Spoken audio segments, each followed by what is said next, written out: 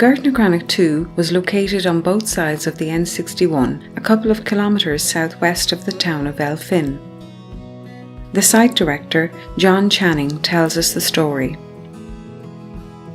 At Gortnacrannagh, we have a multi-period site, and it's spread over quite a large area.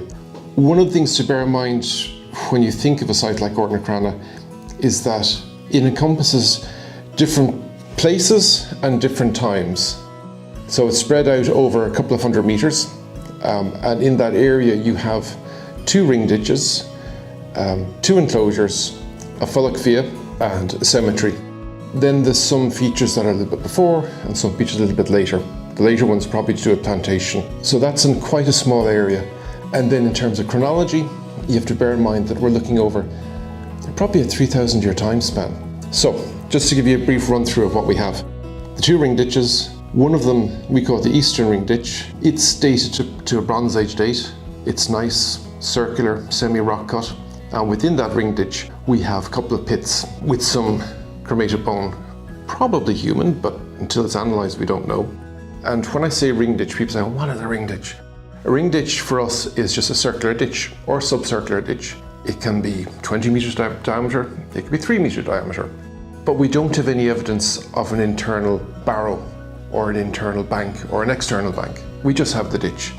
And in that ditch, we have little flecks of burnt bone, cremated bone, which often are human, not always. Sometimes you get little beads and things associated with cremations. Then within the ring ditch, as in the case with our eastern one, you have a couple of small pits. Some of these could be for cremations, or could be some use yet to be decided. And as I speak, we're very much at the initial preliminary stage of analysing the information. So the excavations gathered the data, and now we're starting to process that information. So that's on the eastern side of the site. Then if you move a little bit to the west, we have, I call it a burnt spread. Some people might call it a Fulloch Via. Burnt spread, it's a deposit of stones that are burnt, desiccated, fractured with a lot of charcoal, covering a couple of pits and troughs. And if you remember from your school days, people talk about cooking a deer in the Fulloch. And if you ask archaeologists now, they just say, well, it's a facility of heating water. And for all the reasons you would heat water, now you'd heat water in the Bronze Age. So maybe for cooking, maybe for sauna, maybe for beer making, a lot of possibilities. But again, it's probably, if not contemporary, but the same broad time span as that ring ditch. So again, you're going back 2,500, 3,000 years. If you come to the north of that Fulloch Via and across the road, we have another ring ditch. This one is not so pretty as the first one. It's subcircular, so it's not a perfect circle, and it's not as well made, but it's a ring ditch nonetheless. It's been cut by the existing road, and it's also been cut by an enclosure. And the question people ask when they come onto site is, well, why did you dig there? How did you find the ring ditch? And it's not a simple answer. It starts at the pre-development stage, at the planning stage. There's an impact assessment done. We start with field walking, then we might look at aerial photographs, might look at LiDAR, and a LiDAR was done of this area. We look at magnetometry, that's remote sensing, where you analyse magnetic variations in the ground and map that out. Putting those together with testing, that's another key step where we do central line testing with machinery. You start to get a picture of the archaeology. So when you put them together, you start thinking, well, there's a good chance there's a ring ditch here. So TII and Roscommon County Council would then happily fund us to do a larger panel excavation area, like a large cutting basically, where we strip and we look and see what is there.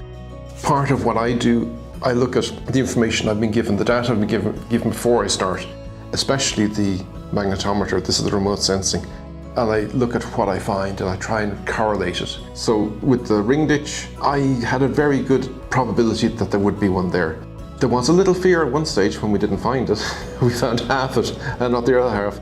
And there was a little concern that maybe something had gone wrong, but it was there. And it was just rock cuts. A part of it was cut through the bedrock. So we didn't see it when we were looking at the soil above the bedrock. It's not there, but it was in the bedrock. And with subsequent ploughing and cultivation furrows, it had removed the upper levels, and that's how we found it. The ring ditches at Gortnacrannagh were excavated according to a methodology agreed with the TII project archaeologist and the National Monument Service as outlined in the method statement. So I think of it like a clock face. So I divide it up into quarters and then the quarters into eighths. So with these 8 segments of the ring ditch, I will take each segment out individually, usually take one out, skip one, take one, skip one, so I can look at all the sections going through. And so you'll get to see that every metre, every 2 metres. With some of them, I'll do a longitudinal section in that segment. So now you're, instead of looking down the length of the ditch, you're looking crossways into the fills, see what layering is in there. Then every layer, which is like deposit, is given a number and recorded individually. Then we have a sampling strategy where we're sampling for finds, sometimes sampling for flora, sampling for fauna. We take so many samples from each layer, from each segment, and then we keep the remainder for finds to look at later on. So it's fairly scientific, dare I say. It's also recorded in photograph and in plan, which is plan, you're looking straight down, in section, and you often hear archaeologists talking about section, that's looking sideways in. And then we have profiles where we're actually drawing profile of the ditch up and down. And one of the things I did with this one is try to create a 3-dimensional model. Take a couple of hundred photographs and then digitally you manipulate those images to create a model which in theory you can send off and get printed, 3D printer, so you can reconstruct the site that way. But it also means that if I have questions about it, I can digitally look at the model and fly in and look at the various sections, look at the material and check that everything is the way it should be. Now we're going to hop across the existing road, another ring ditch. Subcircular, this one not as pretty, not as perfectly circular, but it's a ring ditch. And it's cutting an earlier ditch. He's there and he contains a series of skeletons, inhumations. And that's interesting because the inhumations are both singly, like you have a single inhumation, and then a cluster of inhumations where they're laid parallel side by side. Now all these inhumations are not quite perfectly parallel, they're roughly east-west, head to the west, so you would think, Christian, maybe early Christian. One of them is semi-flexed, so in other words the knees are drawn up a little bit, not quite crouched, but a little bit flexed. So you're thinking it possibly early enough, no grave goods. Some of them are disturbing earlier inhumations. So when you bury somebody, shallow grave, no lining, no shroud pins, no grave goods. You bury somebody, then you're putting somebody else in and you're moving those bones aside. So you're not burying it beside or on top, you're moving the person that's already there to put the new person in. The initial burial is there for some time before the later one comes in. And that to me indicates there's a real competition for space. That person, we want to bury this person in the ring ditch, okay. But no, not just in the ring ditch, we want that part in the ring ditch. So this sense of place is terribly important to that burial. And the very fact that those burials are within what I think is an earlier ring ditch means that sense of place is reflecting what's in the ring ditch. Then when we come back out a little bit, we see that both the ring ditch and that cemetery and the earlier curvilinear are all enclosed with this enclosure. Function, that's an ineffable question, don't quite know. Could have been for settlement, could have been for meetings, could have been ceremonial.